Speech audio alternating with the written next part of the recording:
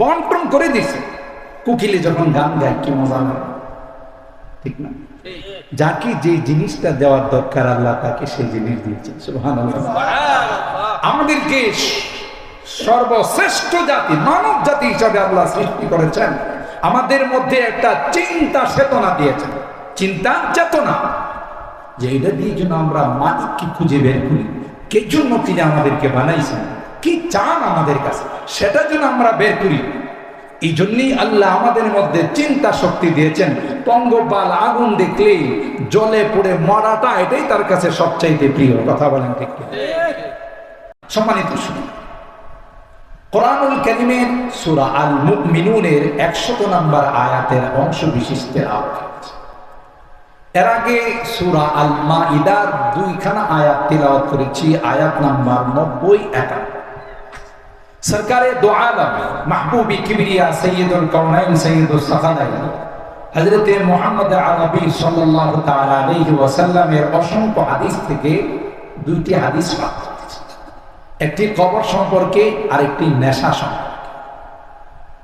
যদি আপনাদের এলাকায় নেশা নাই, তারপরে শুনে রাখা ভালো। হ্যাঁ,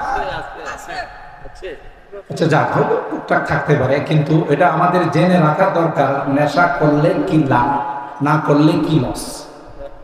কথা বল,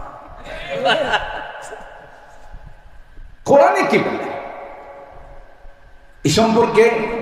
যদি আপনারা আমাকে সময় দেন, কাটায় কাটায় 12টায় আমি মোনাজাত করে দেবো, 1 সেকেন্ড ওই দেশে দেখাবো না ইনশাআল্লাহ।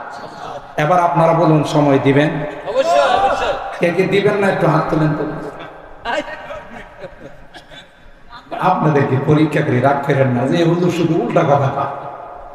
আমরা উল্টা করে দেখছি, যদি বলি ভাই জোরে সুবহানাল্লাহ কোন আস্তে কই, যদি বলে আস্তে সুবহানাল্লাহ কোন জোরে কই, এই জন্য উল্টা কয়। এই জন্যে এই কাটা কাটা এই সময়ের মধ্যেই আমি 2টা বিষয়ের উপর আলোচনা করবো কোরআন সুন্নাহর আলোকে ইনশাআল্লাহ। চলুন, আমরা প্রথমে কোন জগতে ছিলাম? বলুন বলুন। ইসলাম সম্পর্কে কিন্তু আমরা অনেক অনভিজ্ঞ। এক এলাকায় তবলিগের সাথীরা গেছে, গিয়ে ওই এলাকার মানুষদেরকে জিজ্ঞাসা করে যে ভাই আপনি কলমা জানেন?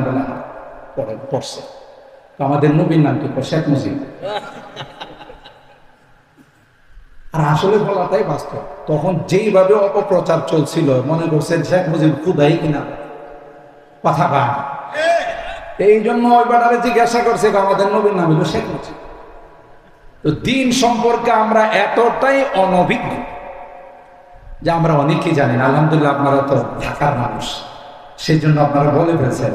প্রথম যেই জগতে আমরা ছিলাম সেই জগতের নাম কি? আরো জোরে বলেন। সব কিন্তু আমরা রূহের জগতে ছিলাম। সেখানে আল্লাহ রাব্বুল আলামিন সমস্ত রূহগুলোকে পিপিলিকার মতো এক ময়দানে উপস্থিত করে আমাদের বাবা আদমকে বললেন যে তুমি তাকায় দেখো, এই সবগুলো তোমার সন্তান।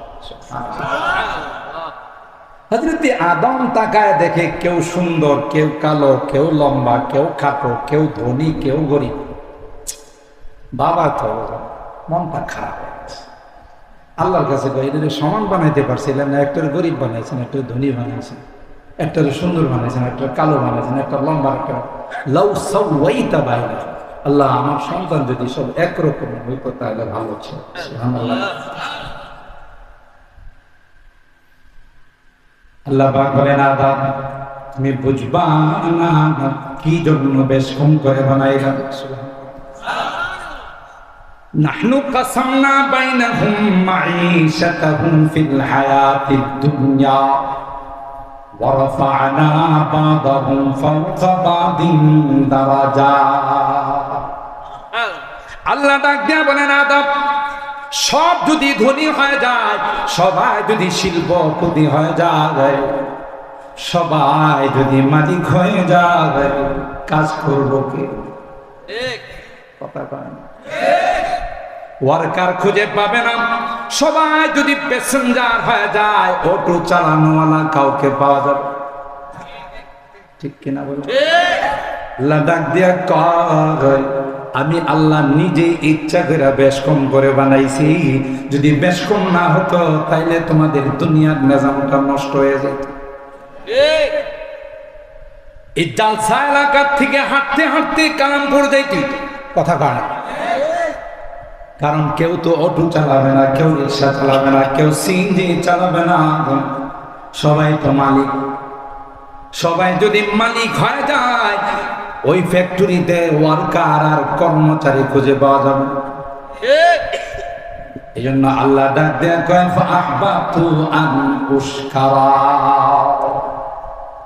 হে আদম, আমি কালো আর শ্বেতাঙ্গ কৃষ্ণাঙ্গ লম্বা আর খাটো ধনী আর গরিব বানাইলাম। আমি চাই রে একজন আরেকজনকে দেখে আমার আল্লাহর শুকরিয়া আদায় করবে।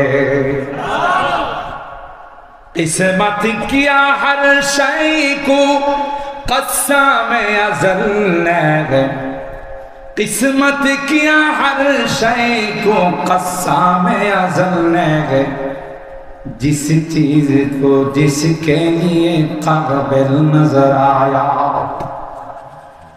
बुलबुल को दिया नाला व परवाना को जन्नत, बुलबुल को दिया नाला व परवाना को जन्नत, गम हमको दिया सबसे जो मुश्किल नजर आया।